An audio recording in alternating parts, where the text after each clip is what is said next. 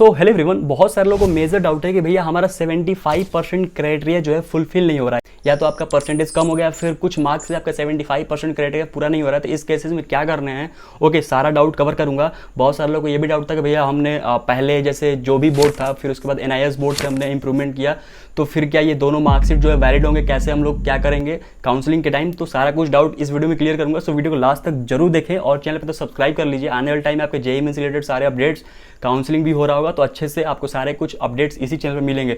तो जरूर सब्सक्राइब करिएगा। और जो लोग भी फ्री मेंटोरशिप ग्रुप नहीं ज्वाइन किए हैं, जहाँ पे मैं सारा कुछ आपको डाउट क्लियर कर रहा हूँ, JEE मेंस रिलेटेड, आपके काउंसलिंग से रिलेटेड, आपके कॉलेज से रिलेटेड सब कुछ, तो आप वहाँ पे डाउट पूछ सकते हो। ग्रुप जरूर ज्वाइन करें, डिस्क्रिप्शन में लिंक शेयर कर दिया हूँ, ठीक है।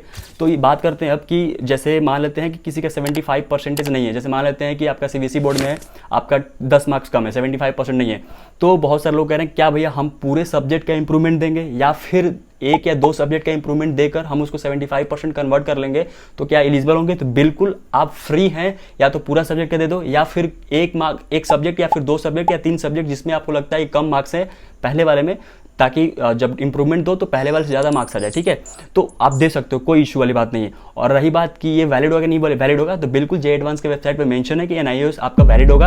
आपको क्या करना है, दोनों मार्कशीट को मर्ज करके अपलोड करना है, एज सिंपल एज दैट, ठीक है। आई होप आपको सारा डाउट क्लियर हो गया होगा। आपके 75% रिलेटेड, अगर आपका 75% नहीं है तो आप इंप्रूवमेंट दे के आप एलिजिबल हो सकते हो।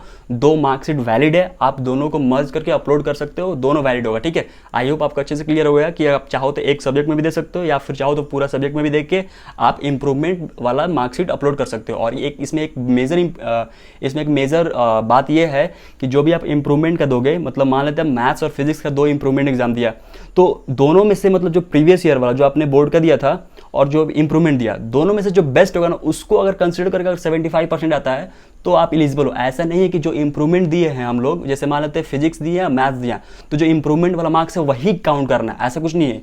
जो इंप्रूवमेंट वाला मार्क्स है और जो आपका बोर्ड वाला मार्क्स है, ठीक है, दोनों में से जो बेटर मार्क्स होगा उसको काउंट करके अगर आप 75% क्राइटेरिया फुलफिल कर लेते हो या top 20%, definitely you are eligible for counselling, okay.